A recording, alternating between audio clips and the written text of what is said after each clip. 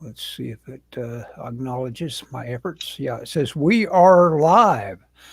So, Excellent. Scotch, I see that excellent light table you've got. I love Yes. these things, you Um, know. oh yeah. Do you have one of these? These light pads? They're A great. smaller one. Yeah, the Huey on light pad. What's funny is I saw one of these at a con, and it was made by Wacom. I don't know if Hmm. they still make them, but for a while they were making light these little light boxes. And I had a big aluminum one that had fluorescent lights in it, the old style kind. Oh yeah, I've still got It, one. oh yeah, and they get hot, Hmm. and I hated using it. So when I saw this one, well, the Wacom one was like $400, and then I looked online, and you can get the Chinese knockoffs, which are actually nice. This is actually nicer than the ones Wacom was making, and it was probably like 50 or 60, maybe not even that much. And I bet they're probably cheaper now. I've had this for a couple of years, but they're nice for stuff like this. So everyone, just to be for the sake of anybody that may be watching, I'm doing these thumbnails, um, and or I'm not doing I'm doing these pages, but I thumbnail them and I flip them. I did these a little bit smaller, Ellis, just for the sake of trying to get through them faster. But I got, I got unhappy with it. I got real discouraged a couple days ago about all this stuff, and so it's like I'm not working on them anymore. But I've come around. Well, it probably seems more real to you, and plus, it gives you something to make a rule for yourself with it when you got somebody else working with you. You got a dependency. You feel like you've been hired, basically, Right. and doing it on your own is just a major talent in and of itself. Uh, Yeah, I would. I 100% agree with that. you know, so yeah, self motivation for the only way a guy ought to be working. That's what's sad about it. Is the only way you ought to be working is on your own stuff, and yet Right. a lot of people, I think, are the same way you are. They just don't get motivated unless they're well. I'm the same way. You can They have a commit a yeah, deadline of something. commission me for something. I'll get it done. Whether or not it makes anybody happy is another issue, but because I'm still, those guys at InWorld have never gotten back to me. I guess I ought to drop that guy a line, considering how much I did for him uh, over the. It's Sure. been years now. I'll drop him a line saying, "Hey," and for one thing, Yeah, just say, hey, has AI replaced me? Whatever. Has have I been replaced by the robots? has what's that company? Midjourney or yeah, I think that's the name of it. I guess they're the big one. Well, anybody that doesn't think a AI will replace artists is is crazy because I saw some stuff today on social media that was they were pictures and I don't know what they were for, but it was of like Harlem in the 20s, Uh huh. and I looked at it, as like those look like photographs, Hmm. they fed in, jazz club 20s, and then specific stuff that they were looking for, and I mean it was But of course crazy. they called it from photographers that had Sure. done the work, and all this stuff is, I assume, synthesized and Yeah, uses texture maps, et cetera, et cetera. That yeah. I don't know the ins and outs on what it's stealing and what it's not stealing, but hmm. this was probably the best stuff I've seen Hmm. on that. It just and it's just like you. I think here's what I think will happen. What'll happen is it'll be just like photography. Photography came along, and all of a sudden, no one, no, like guys like Norman Rockwell were, passe. I mean, I say photography, not photography. Photography didn't kill Norman Rockwell, but some of the earlier illustrators were killed by photography. But photography eventually eliminated that whole, that advertising, commercial art, illustration kind of thing, like Norman Rockwell and all the, hundreds or thousands of anonymous people that did advertising paintings and stuff. Sure. All that famous artist stuff school. Mm-hmm. And it was just, and it wasn't really like, it was just like, as the photography got better, it was like, well, why would we need a painting of this when we can get a photo of this? Oh, yeah.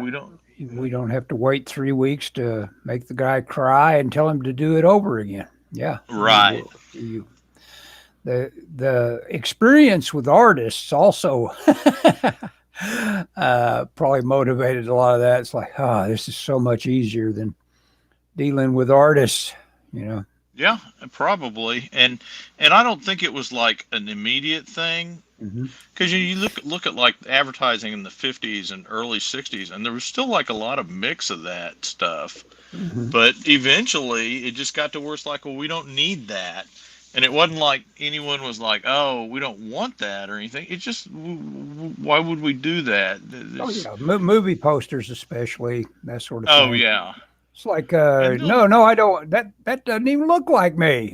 You can hear that complaint already. Warren Beatty was supposedly like a kind of a monster on depictions of him in Dick Tracy. I forget what all miscellaneous art was used, but they were trying to do some comic book art for it in support of the movie, and it's like, oh boy, you had to nail the way Warren wanted himself nailed. He had, you could come up with a likeness, but if it wasn't, he had to think it was him. Yeah, exactly. He had to see be accurate. He had to see the chin he thought he had. Not the Dick Tracy chin. Yeah. Oh yeah, I can imagine. He seems like a guy that'd just be a joy to work with. Well, I mean, he's just one of those. I read about his movie Reds. Apparently, that's got like footage that would make basically another 100 movies. He's shot. He just shot and shot and shot, and people were driven mad by him. Good. I'm sure that the studio should have reeled him in. Well, for whatever reasons, Bonnie and Clyde, I guess, first among the thing was the reasons he was just given carte blanche to do whatever he wanted to. Oh and you see that happening where you'll hear stories about directors that they have a hit, and so then it's like, well, do what you want, and the studio lets them run amok, and they really shouldn't. For whatever reason. But I mean, sometimes that works out, so you can kind of see why they do it. I'm trying to remember why Michael Cimino was so well thought of that they let him do Heaven's Gate. Yeah, or is that what it was called? Heaven's Gate? Heaven's Gate, I think. Yeah. I've never seen that. Is it good? I've seen bits of it. It's good. It's beautifully shot and everything. I was seeing something about Channel Z. That was one of its big features that had a uncut version, the director's version of that movie. Oh yeah, I think I saw a documentary about that on Amazon, about Channel Z. Mm-hmm. Yeah. Was that the movie channel like in Los Angeles where it was like at the time pay-per-view, like early subscription television or something? Right. And the guy was apparently enough of a unhappy with himself. I guess he eventually committed suicide. Nice. That sucks. That does suck. Especially when you got to understand, people that internalize stuff and get desperate and depressed about themselves, think about guys like that to where, you know, if you even try to get a smattering of other people's opinions about him, it's like they love the guy. It's like Yeah. love yourself about as Well, much as the casual person reacting to you loves you. You know? well, so I don't know if you knew this or not, but my nephew committed suicide a few weeks ago, Yes, yes, that happened. and at the funeral, and even before then, all these people came out of the woodwork and talked about how much they loved him and all this kind of stuff.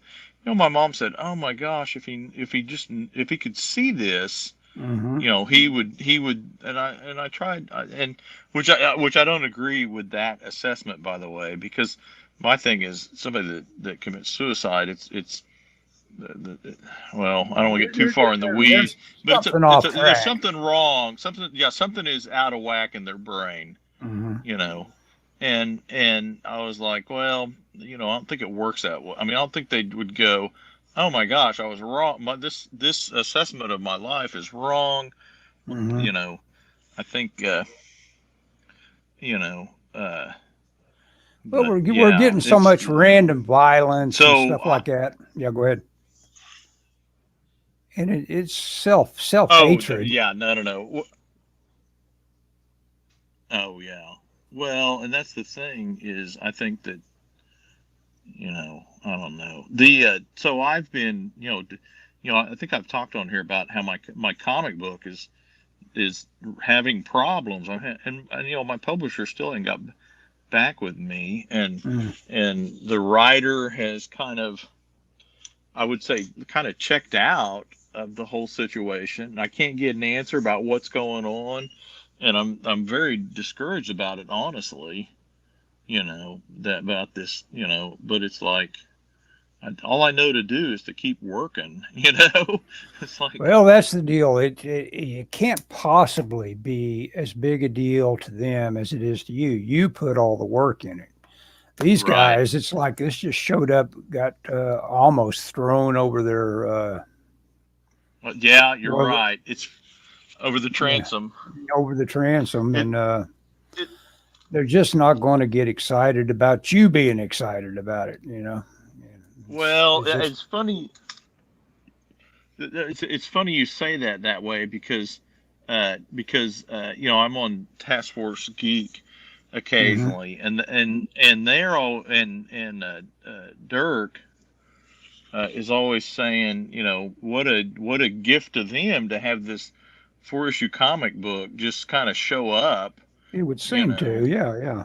It's like, But the thing is, it's none of their projects, so right, it's like this isn't anything they're, So I don't want to say they don't care, but And then I wrote them an email. I think I talked about the email I wrote where I said, no one from the company has ever acted, I said, we don't have anybody to champion our comic in the company, and no one has reached out to me, And then, their follow up to that was not to answer my email, yeah. and it's just like, I don't know. It seems very unprofessional to me, but you're right. I mean, they don't, I don't know. I think these guys were hired after the deal was done, and so they don't care, and they're pushing their projects. All the people in the office. I tell you what it's like if you read, and I know you have, the Marvel Comics: The Untold Story. Right. At one point, all of the editors were also writers, and they hmm changed the policy, and because it was just such, I'm pushing my own book kind of thing, hmm and so they made a rule that editors can't be writers. In fact, C.B. Cebulski, current editor in chief, ran afoul of that rule because he wrote some comics under a pseudonym hmm and got busted, Hmm. or I say he got busted. It came out. I don't know how. I don't know if he confessed or what, but at some point, um, the story came out, and Yeah, it would be the hard to not to behave in any other way, really. oh, sure, If you yeah, you did, if you were giving that, if you were a writer, you would want. Yeah, I mean, it's just like human nature, which some people aren't good about imagining how that goes. But all of our government doesn't seem to understand human nature. No, oh, absolutely not. Because they don't. Because they think that if they make a law, that people won't act. Well, I mean, okay, we're gonna pass a law. For example, It's good for you. we're well, or I was gonna say, for example, making it harder for people to drill for oil. Uh-huh. Maybe for however way, maybe more regulations, more taxes, whatever. It's less profitable. So then they say, well, why are you not drilling for oil? It's like, well, you've taken the incentive out of it. Yeah. And they don't understand that. People will change their behavior based on the rules. If you change the rules, people will change their behavior. Yeah, we could certainly give. People are gonna do what works for them. Mm-hmm. Yep. Anyway, so that's kind of, I've been kind of bummed out about that, but I've been working on this spider thing, and I had a thought. Well, so here's my conundrum, and I'm curious about your opinion. Maybe if there's anybody listening, feel free to chime in the chat. Ellis will check the chat. Yeah. Maybe. I'm experimenting on the algorithm too. I'm acting like I'm using violence words and stuff like that because I was just fished into something of someone supposedly having a contentious debate. Oh, I forget the wording, but they used a word like they almost come to blows or something. So I watched it. Oh yeah.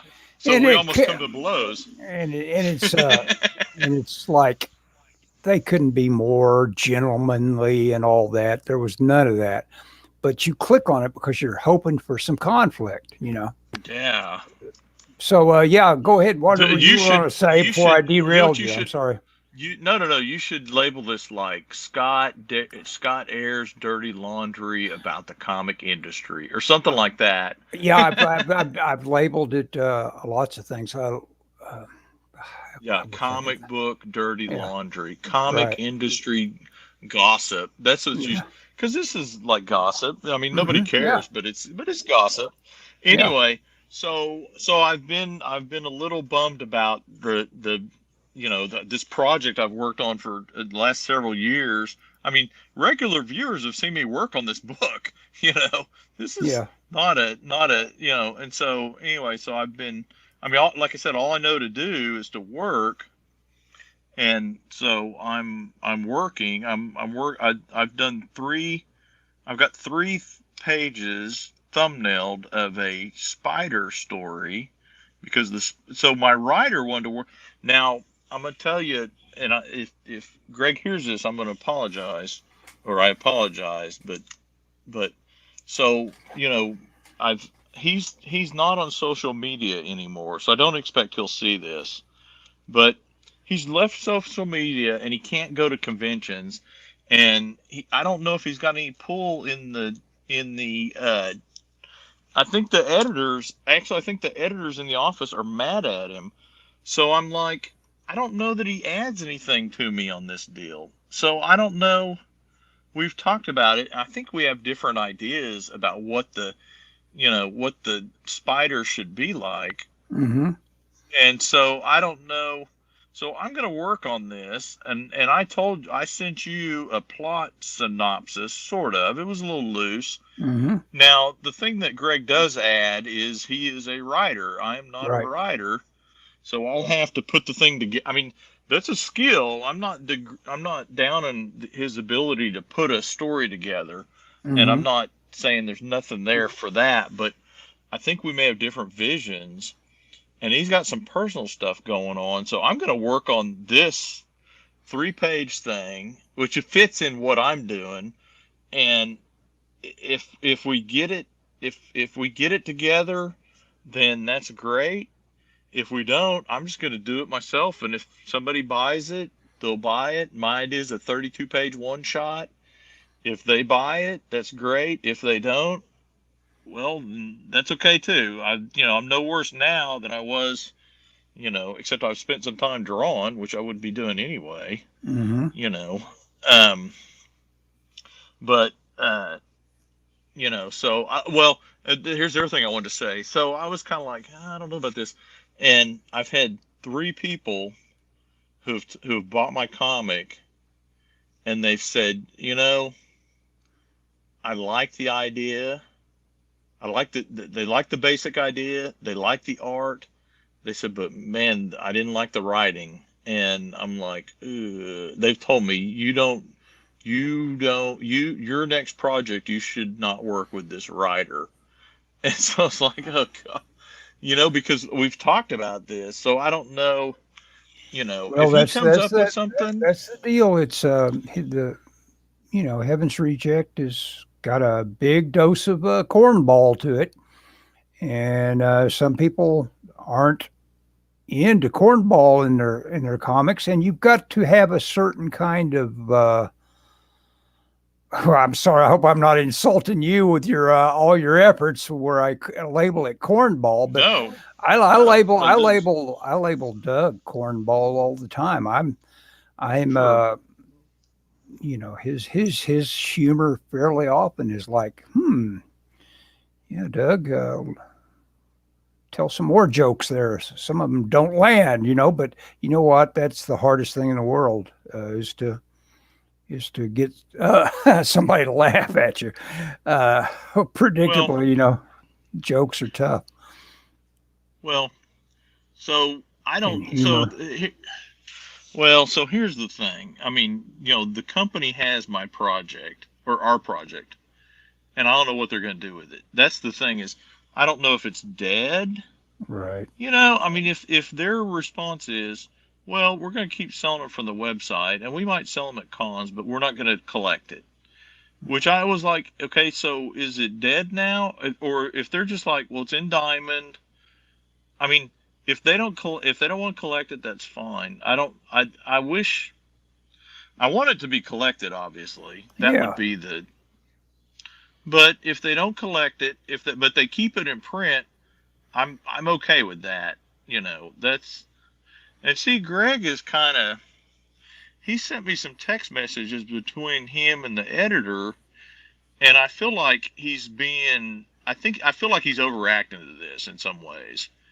And I'm not trying to be critical of him. Well, yeah, I guess I am, but Sure. I don't know if he's taken the course I would take on. Now, none of them are my projects. That's some of his other projects, but he's pulling them. He's like, don't publish them, don't. And it's like, well, wait a minute. I think he needs to be more diplomatic with the editors, even though they've snubbed me. I still think he needs to work with them a little bit more and see where we can go on this, because it doesn't help anyone for us to get kind of angry about it and Mm-hmm. pull it and say, well, okay, fine, you can't publish my book, but I anyway. So, and like I said, I don't know if he's burned his bridges with them. I don't know if they'd be even interested in this, and they might not. And it might be something that has nothing to do with him. It may just be like, well, we would not do that. We only do horror now. Or Yeah, follow the money. I mean, anything that's making them money is the only thing they are interested in. yeah, well, it appears to be kind of a mixed bag of humor and horror stuff, honestly. But Mm-hmm. and they're doing a lot of like wrestling biography type stuff, you Weird. know. Okay. Yeah, and if that's what they're doing, that's fine. But I don't. I think we just need to.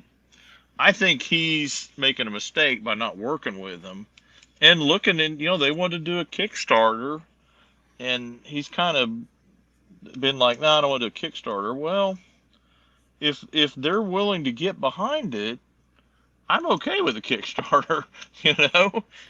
Well, But it's like, if all of it's about is to defray costs, yeah, get yeah, behind it. I mean, it's like, yeah, let them say, okay, this is how we're paying for this. Even if they go ahead and predictably rip you off, don't give you any money from the Kickstarter itself. and use Right. all of it to put the trade paperback out. At least you If, got that trade paperback. You well, know. that's the thing. Once the trade is done, yeah. And so I don't know how to proceed because I don't want to stab Greg in the back, Hmm. but then again, I don't, he's like, I feel like my comic career is over, and I'm like, dude, your career is only over if you stop trying. You know, that's when How your career ends. how You long is know, this? How long is this comic career? Are you in on the start of it? In other words, in no, other no, words, no, has he no. been He's got around? He's been around. yeah, at least 5 years. Oh, okay, that's a So long I time. mean, Well, I mean, it's a long time to do something that I'm sure hadn't made him any money, and here he is going through a yeah, could be a financial. big part of his personal problems is that he's even in comics. You know, I mean, Yeah, I mean, if I had to guess, if anything that well, and let's face it, comics are not going to do you any favor. Well, I mean, Jack Kirby, comics will break your heart. If Kirby yeah, says that, yeah, I oh yeah, mean, then, I mean, like I said, you who have to who look. can who can win if Kirby says it's a loser? Yeah. Well, and I mean, you can look at the history of comics, and most of the creative people, and well, there's a reason they have the various charities to help the artists and stuff. It's like, Hmm. these people are not living large. I Hmm. mean, probably, honestly, probably, if you believe in fate or whatever, probably the best thing that ever happened to me in my life was the fact I did not break into comics Yeah, in the 2000s, or when I was trying, because it's like, well, you know where yep. would I be now? You've contributed to you your know Social Security all this time. You've got your oh, retirement. You've I got had yeah. health. You'll have health insurance all the way up until the time you don't need it anymore. And I was off today and I got paid for it. that's right. That sort of thing. A lot of well, And the deal is that yeah, so I mean, I don't. people quit comics right and left to get into the video game industry. Believe me, I mean people that were made for Sure. doing comics in terms of like temperament and all that. It's like, oh, there's this thing called video game positions. I'm all over that, and it's a weekly paid or Yeah, paid ever, and it pays me what? How many times more than I'm used to getting as a comic book artist? Well, that didn't take long to yeah. figure out.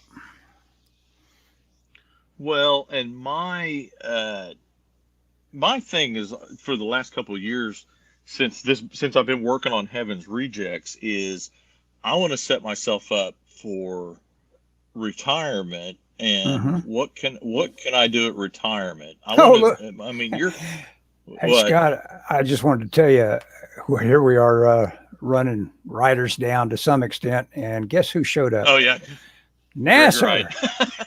I Oh, understand. Nasser. Being a writer is so depressing. Nobody cares or wants to support you. You can't sell Yeah. commissions like an artist. I've lost a lot of money by publishing books. Yeah, yeah, I'm sure Nasser's not rolling in it yet.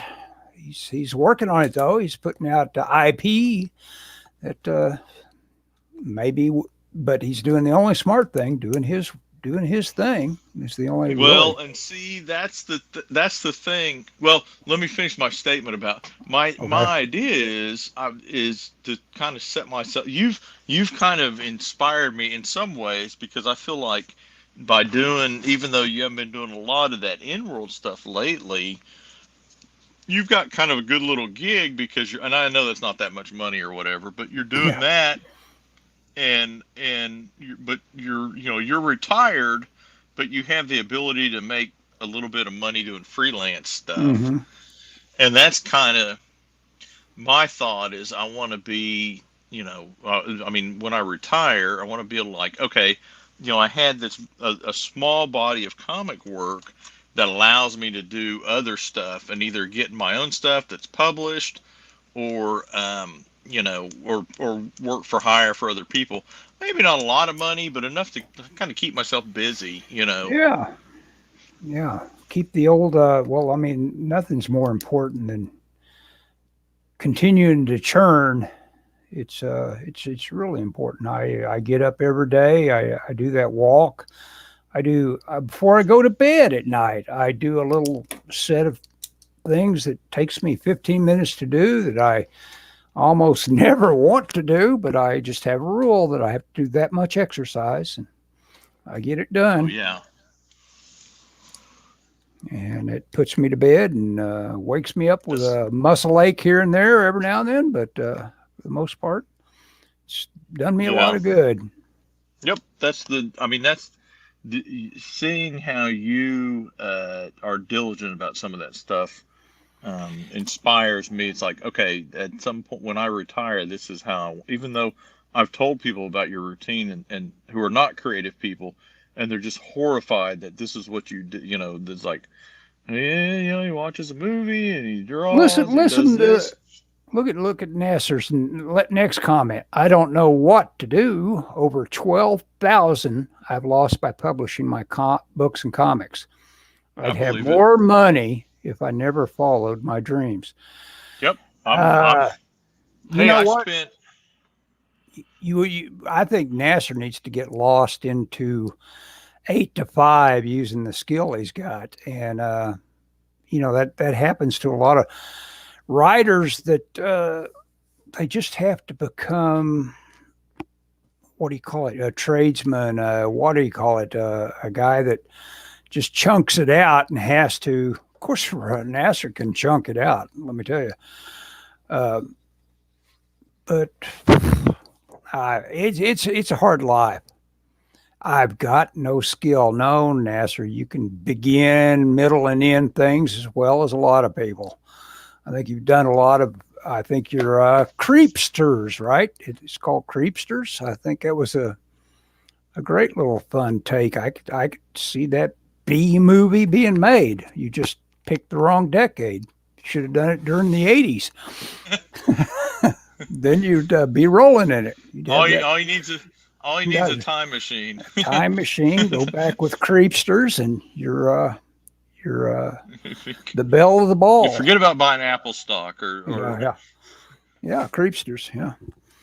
But anyway, so sweater off again. so I'm I don't know if it's flop sweat or what, but I always get too hot while I'm doing this. I don't know.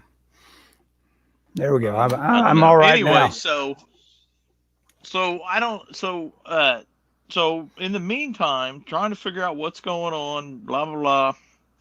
I am drawing the spider. This is not the spider design that Greg and I talked about. We talked about a guy with infrared goggles and a mask, and I think you and I talked about it last week, and I decided I wanted to look more like a traditional pulp kind of character. Oh yeah, I'm with you. Versus and so now here's my quandary, because I told Greg, I said, should we make up if we want to do pulp, maybe we should make up a pulp character.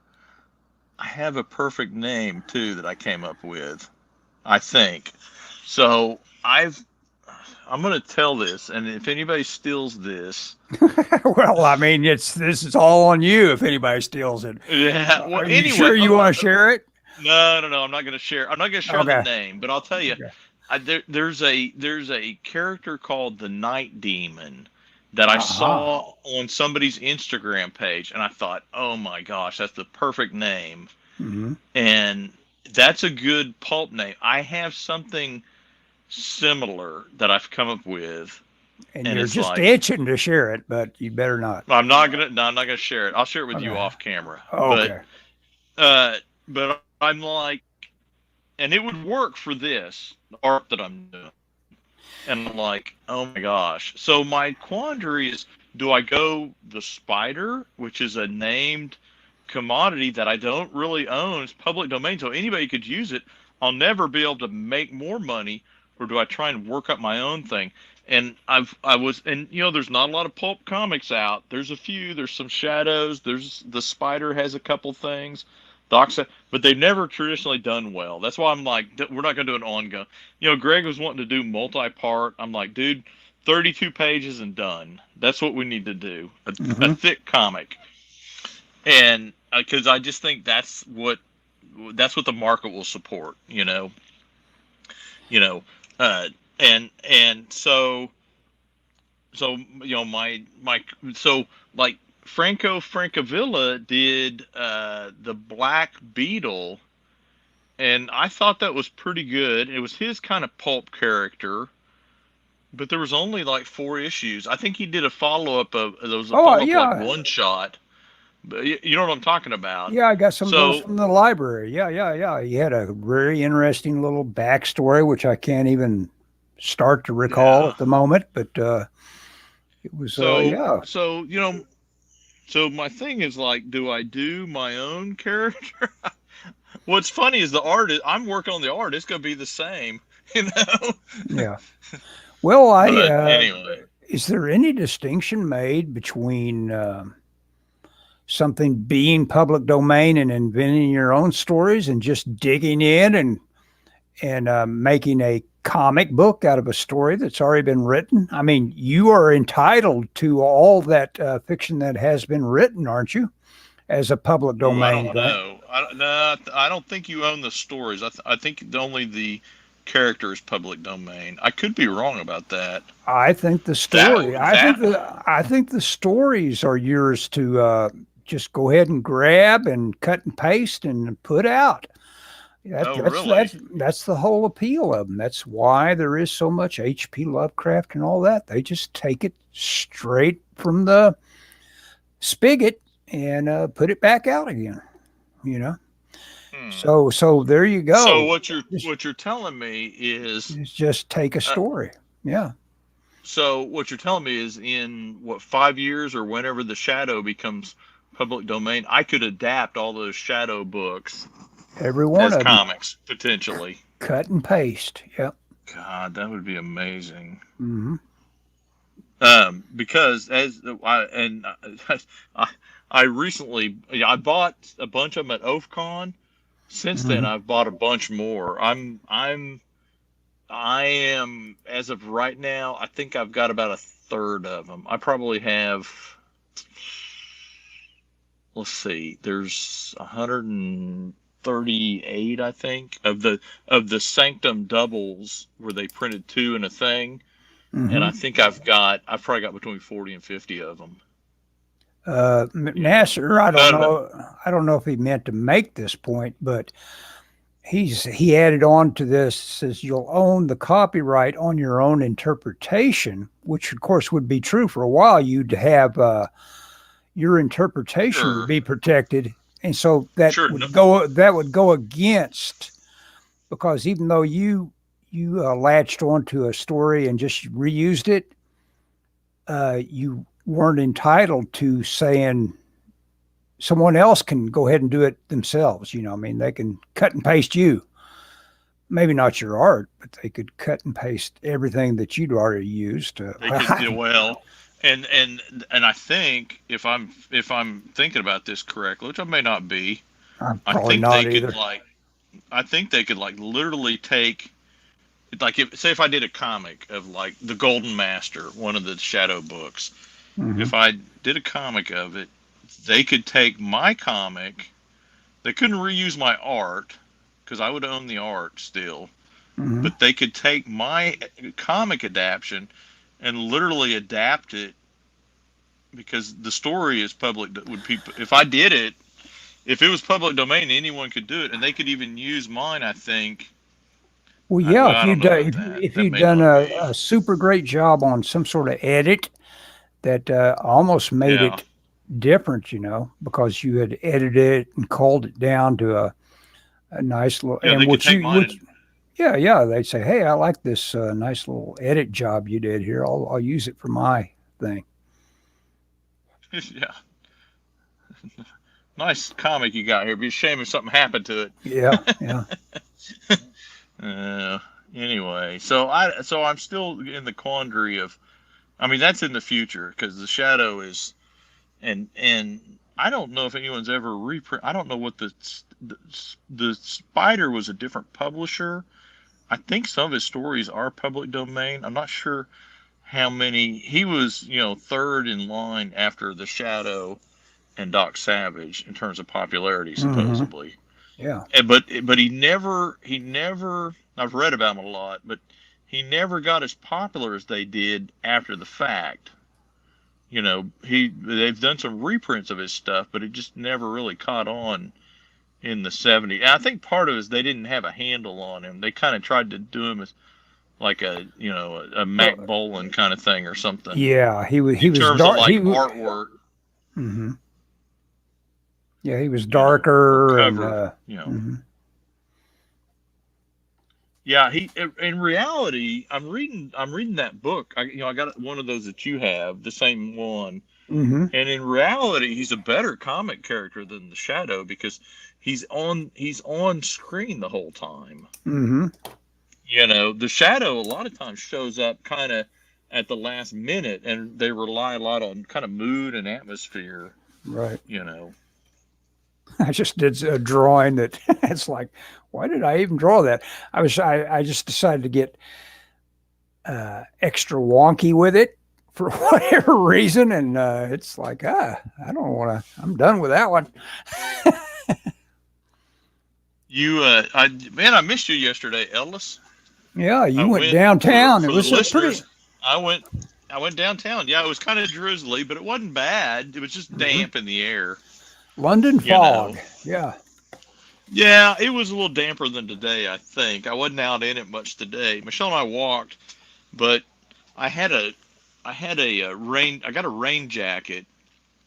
That's kind of a nice little rain jacket, but the bad thing is a good rain jacket doesn't breathe. And so when I went inside, I'd get warm and I'd take it off, and then Yeah. when I was outside walking, I'd put it on. But it wasn't bad. I invited my brother to go because he was off work, and you had kind of canceled on me, and then he canceled on me too. He said, "Well, it's kind of," and so I went downtown by myself, and I stayed downtown all afternoon because Michelle and I rode together, and so I couldn't leave until she got off work. Mm-hmm. Um, you know, but I mean that's okay. I had fun. I got some pictures. I took pictures for my next watercolor I'm gonna do. Oh, you're going to do more big projects like the one you did, huh? Yeah, well, that came out so good. Everybody seemed to Yeah. like it. I'm gonna, the guy kind of boned out that was interested in buying it. I may reach out to him and say, I hadn't heard anything. I'm gonna get it framed. If you're not interested. But I'm almost to the point where I just want to keep it. I mean, even Yeah. though I gave him, I mean, I told him I'd sell it for $500. I was telling people that Thanksgiving. They're like, "Oh, that's too cheap. You should have charged more." And I'm like, "Well, I mean, it seemed like a fair price to me, Yeah, you I know." think I think it So probably is for a big line drawing like that when you think about where else you buy stuff like that on eBay and stuff. yeah, It and I didn't probably have that. market price. Even Yeah, Heritage, I didn't have it. Yeah. Well, and I didn't have a ton of work in it, really, not a lot of time. So I was like, well, I'm okay with that. Um, I mean, I don't think I had more than like 10 or 15 hours in it. So, you know, that's to me, that's a reasonable amount. hmm And the uh, but I want to, if he doesn't buy it, I want to frame it and take it to work. I think if I hang it like behind my desk at work, I think it'll attract a lot of attention, hmm and we get a lot of tours coming through there, and it'll be kind of hmm nice to have some of my art hanging up because I don't know, and I do a lot of Zoom meetings. And I don't know if I told you this, I got an L-shaped desk, and I've kind of figured out if I angle the Zoom camera about right, it can catch kind of part of the L, and I've got all the awards that I've won at work sitting on there, and then I'll put that picture back there. There's a window. I'll put it next to the window, and so the picture will be in the spot and all my trophy. It's just kind of this, You Yeah. know, Nice backdrop. Well, look at everybody look at strives for a nice backdrop on today's world of of uh, sure. of having the internet right in your lap all the time. Yeah. Yeah. Well, you do these meetings. You want to put your best foot forward, so to speak. You Wim know. came on and said, "Happy Thanksgiving, y'all." Yeah. Hey, happy Thanksgiving. In case there's any, Somebody yeah, go ahead. somebody at my mom's. We went over to my mom's, and somebody at my mom said, "Why didn't you invite Ellis?" And I said, well, because I Past, didn't want to waste my time. yeah, exactly. Past experience, and I appreciate that you understood. And I'd say, yeah, no, thanks. Anyway, Well, wish I mean, I thought about it, I probably would have invited you anyway, but with the idea that you probably would have blew me off or declined. Let me put it that way. that's the only reason I didn't show up yesterday. No, I'm kidding. I'm kidding. Because you thought I was going to invite you to. Yeah, invite me incessantly to Thanksgiving. Yep. Ellis, you got to come over, man. Yeah. Yeah. Well, I mean, we had a lot of people over there, so it was kind of. It was supposed Cool. to be at my. It was supposed to be at my sister's, and her husband was sick, and but then he came over. So I don't know. It was really weird. I don't know what the. It was kind of like, aren't you But sick? Barry, a friend of ours, has shared some stuff with me recently, and one of the things he shared with me, I just haven't started on it yet, but I am so anticipating. I didn't have any way other than subscription to get these IPCRIS files that they've got. I think it's on AMC Plus or something like that. It's a BBC series. It's only 6 things, but God, they give away the first one. First one's free. And the same thing happened to me on that Taboo. But see, I would be buying those if they offered them on Prime, but they do that thing where they only offer it as a subscription. So Oh yeah. I bought those Taboos with what's his name, the guy that played Bane. What's his name? Also was Oh. Mad Max. Tom Hardy. Oh yeah. Yeah. Those the Taboo. Well, those are pretty good, but they kind of fell off toward the end. I mean, they ended up with a kind of your traditional wrap up. Oh, you're talking about storytelling, Nasser and stuff. The best book, you just have to read it, is to go ahead and read, if you're still out there somewhere, read Tarantino's Cinema Speculation. That is a lot Oh of yeah. I fun. need to get that But of because you course, said it's you got it from the library. yeah, I got it from the library.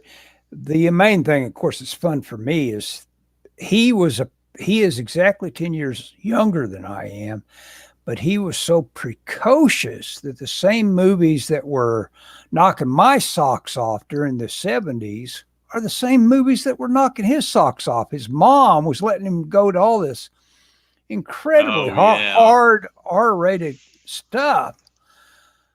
Oh, look at that. Nasser says, I have a copy. I'll read it soon. Now, it would be Ah. interesting to me to learn that, it didn't move him hardly at all. But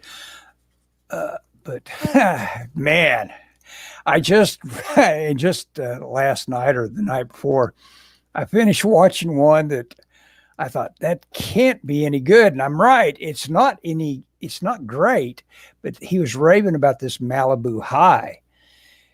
And it's like, oh my God, just the moment I saw the logo, I'd seen so many movies that with that logo, Canon International on it at the Oh. drive-in that were just, oh, they were painful to watch. They were so Yeah. stupid That's good. and Canon. yeah, you're not thinking of the Canon I'm thinking of. That you're thinking this is before. Oh, wait a Oh, second. No, it's called Crown International. I'm oh, sorry. Crown. No. Crown. Crown. Yeah, Crown did a bunch of kung fu movies, I think. Yeah, probably so, but that would have been their most Not entertaining the stuff. not the But not the good kung fu movies either. yeah, exactly. Not Uh, Shaw Brothers. but these things were usually they were just insufferable. They were all typically specialized in soft core sex, and Malibu High also specializes in softcore sex, with lots of nudity and stuff like that. But it's just got something going for it that, like I say, that ingredient of having conflict from page one and having little beginnings and ends on all the scenes. It's really tight that way. It says, okay, we're not going to wear your patience out here. And that's one thing Crown International Pictures did. They wore your patience out. It's like, move it along, please. And this thing doesn't. Yeah. It does its little morsels just pretty perfectly. And of course, it's also got this crazy little story of this girl that is so envious and is so tore up by rejection by this one boyfriend that she not only becomes a hooker, but she becomes a serial killer. She becomes a contract killer. And so no. As absurd as that all sounds, they just walk right through it as like, you accept it because that's what we're presenting. I mean, and it's a lesson in that. It's like saying, well, this happens to her now. It's like, well, okay, I accept. What else would you? Yes. Yeah. It's like a woo video. Now here's this. Now here's this. Yeah. Now here's this. Of course. What else would you expect there to be? Yeah. By the way, you telling me about woo has ruined us in this house. We watch woo constantly. Uh-oh. I don't know if you can hear me, Ellis. That can be a huge. Oh. That can be a huge YouTube success formula. It's like keeping, What? I dropped out? I'm still dropped out? No. I can hear you now. Did you hear me? Do you hear what I said about woo? Oh yeah. Uh-huh. You ruined me. Because we watch woo all the time over here now. Uh-huh. Which, I mean, it's fine. I like his videos, man. Right. But yeah, it's just this weird, look, it's this. Oh, and there's this. And then there's this. I'll study this duck. Oh. Yeah, exactly. We like woo, though. Oh, yeah. Yeah, he's showing you some place that you aren't, and that's kind of cool. It's always kind of cool. Yeah, it is kind of cool. That is kind of cool. Anyway, so I'm working on this, and I've been drawing in my sketchbook and doing all kinds of stuff. Eating too much today. Eating too much, of course. Thanksgiving. Yeah. I got this book from the library. It's an interlibrary loan called, nobody can read that, Karate is a Thing of the Spirit. It's all wore out because it's when it came out. Let's see what's the oldest date it's got on it. Came from the North Texas State University Library of. God, you're all about the interlibrary loans, man. New York, 1971, when I was a high school senior. But anyway, I read it back then, and it had a cover on it. Looked like Sharon Tate with some nunchucks in a yellow bikini, and I can't believe it. It's just such a beautiful. Well, Harry Crews is not only so well thought. He's considered right next door to I think people consider him literary. Basically, he's considered quite the writer. But this would be an early example of like his pulp level stuff. But it's not really. It's about this guy that wants to be. He doesn't know what he is, and it's very much like what I read about Cruz being. He was kind of a lost guy. He was so poor that you just can't even imagine how poor these people were. Georgia. Oh yeah. Sharecropper. Right. Dad dies when he's practically a toddler. That kind of poor, and the only thing that's going to save him is being able to get in the Marines when he's about 15 or 16. and then start constructing himself from there, which is a little bit like Charles Willeford too. But this is much earlier than or later than Willeford. So anyway, so he's got his protagonist is this kid that blunders into this cult-like group of karate practitioners, and it's got this great thing that you just can't beat this. It's like how Kurt Vonnegut used to do it. You write these micro short chapters, and it's like, I hate that. Yeah. I read that one just like popcorn. Let me have another piece of popcorn, and that's the way this is constructed. It's like they don't get more than 10, 15 pages for a chapter. And so it's not a karate book. No, not really. It's more. It is kind of a karate book. Yeah. Yeah, but it's not a. Here's how you do karate book. It's a fiction. It's a story. Oh, it's a narrative. Yes. I thought it was a karate instruction book. You thought I was about to get back into karate, huh? All right. Yeah. Well, old man karate. You bet. Maybe. If they put that book out, 69-year-old karate, then I will pick that one up. But yes, well, you should. Yeah, Sensei. Yep. It's funny you say that. Yesterday when I went to the library downtown, I checked out a movie called Paper Tigers. Have you ever heard of that? It's supposedly it's pretty good. It has like 97% on Rotten Tomatoes. It's about three guys. It's set, I think, in modern times. Three guys, when they're younger, they study under this guy, and I don't know where it takes place. I think it may be in America, but anyway, they're younger. They're studying. They have this sensei. They become older. They're middle aged. They're not doing karate anymore. And something happens to their sensei. He's killed or something, and they have to try and avenge him because there's only three students. He's only had three students, and apparently he was kind of considered kind of a failure as a teacher. Mm-hmm. And so his three students are like, we have to avenge our sensei. Right. And so they're at middle aged and unprepared and untrained and whatever, past their prime, they have to train or whatever. It sounded kind of interesting. It's supposed to be pretty good. They have to get back into it. Yep. They have to get back into it. Yep. Which, considering the popularity, and I don't get it. I've never returned for a second viewing of Karate Kid.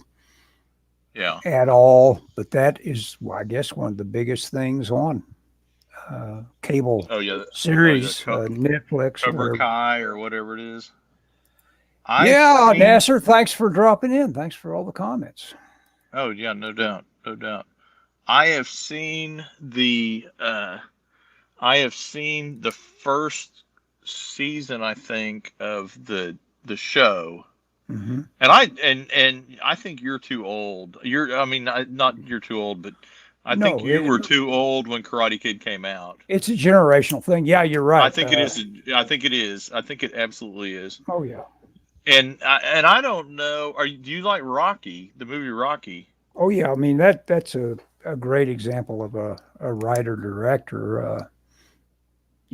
Conquering everybody in his way. Okay. Yeah, I love that. Yeah. Okay. And I think they're similar kind of stories, kind of this underdog, sure. wins kind of story. And I was the right age for Karate Kid, and so I liked the Karate Kid.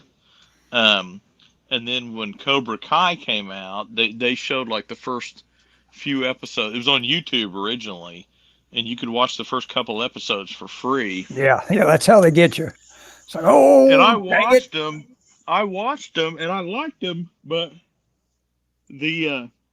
so I don't know if you've seen them or you know anything about it, but the plot is basically they flipped it.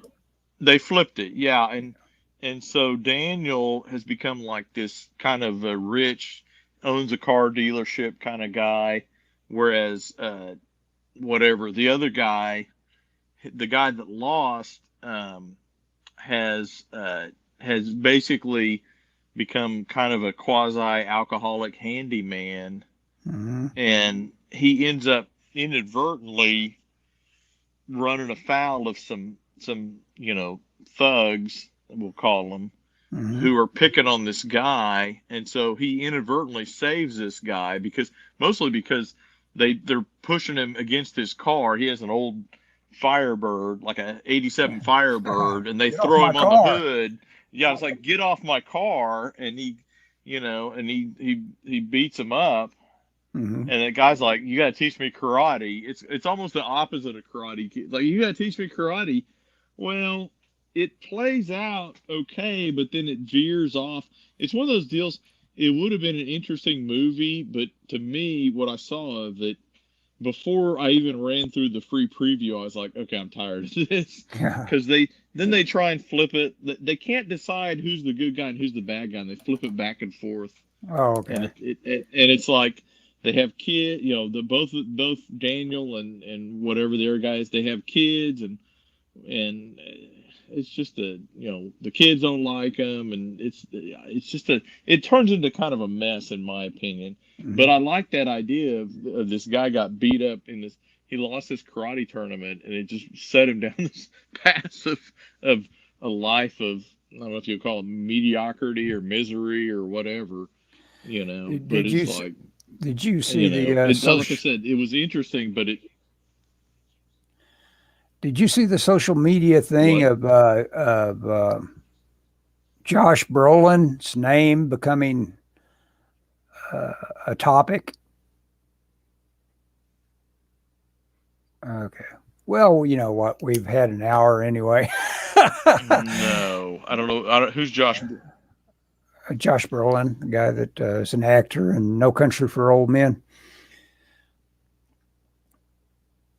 It kind of related to what we were talking about. Oh It was no. there's a MMA guy that is also the father of that guy that shot everybody at the gay club, and he just happens to look a little Oh bit like really? Josh.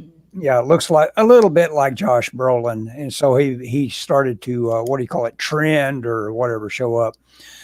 And that's an awful way to have Oh your no. name start to trend because you look like somebody. This guy was a Oh, porn. no doubt, man. He was a porn actor and all that, and they're trying to make him into like, oh well, he's obviously a Republican. It's like, okay, that's your standard Republican, huh? He's a meth addict who used to be a porn performer, and he was an MMA guy. Okay, sounded like he had pretty successful record. I think he was a little over 50% wins, and sounded like he was probably pretty entertaining. So Most of them. that's the father. That's the That's the father, father but of the shooter, right? he hasn't. He took almost the role he took as being absent. He's been gone since the kid was a Oh, toddler, and probably mom and grandmother are probably more important to why this guy that did the shooting turned out the way he did. You know, be well, my they guess said anyway. like they said that like his grandmother tried to get his name changed when he was 15 or something. I don't know. Yeah, Yeah, who knows? Here's the thing. And everyone always goes, well, there was a shooting, and then, well, we're going to blame it on yeah, Republicans, or we're yeah, going to blame yeah, it on Democrats. And I think we have to get beyond that, and we have to realize that anyone that kills anyone like that, certainly in a way of just yeah. mowing down people, Cold blooded. Yeah, cold-blooded no, murder pointless. is, Yeah, yeah, pointless cold-blooded murder is there's something wrong with their brain. It's like we yeah. were talking about people who commit suicide. Something is wrong in their brain, Hmm. and you cannot short of like Manchurian candidate level brainwashing. I don't think any Yeah, kind of propaganda can convince a normal person to go in and mow down a group of people. And I don't care how much you talk about the internet radicalizing people. That normal people don't do that. Mm-mm. So we have to get beyond this if we're ever going to figure out, like, okay, what do we look for? What are the warning signs? What it's not just like, oh my gosh, he voted for Trump, so he's a Right. murderer, you know. That makes him suspect right there. So did you get a lot done? Because we're at 1 hour 5 minutes, and I I got yes, I got started again looks like you got on this. started. I'd kind of That's put this all it to the takes. Just side. get started. Yep, that's all it takes. Yeah, Guy'll and hang with yeah, it if he and gets started on something. no doubt, no doubt. Well, it was interesting. I'm glad Okay, Ned Nasser came by to mention that he has already lost in his mind $12,000 by I've lost, publishing. because I paid for two of the issues to get colored at Hmm. Heaven's Rejects. Hmm. So I mean, I've potentially lost, in addition to all the time I spent. Yeah, I've lost a couple $1,000 on the sure. deal. And you know, Well, the $3,000 in 1995 dollars. That's what I spent to get my little comic book published back in the day, back in '95 from Quebecor. well, yeah. So, See, and that's the thing is, if I was allowed to buy copies, I mean, I would buy, even if they got back to me and they said, well, here's the deal. We cannot um we cannot do a trade or collected mhm. edition. We would like to keep the book in print on our website and do some sales. Then I would say, well, can I buy some, because I have family and friends that would be interested in it.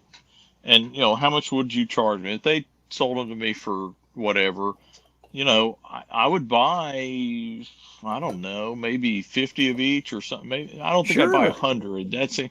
But I'd buy at least 50 of all four That's your issues. con copies. Yeah, get them signed. Well, Yeah. yeah, and then I would just sell them at cons, and Hmm. I'd probably bag all four of them. I'd buy me some Golden Age bags and put all four of them in a bag and be like, Hmm.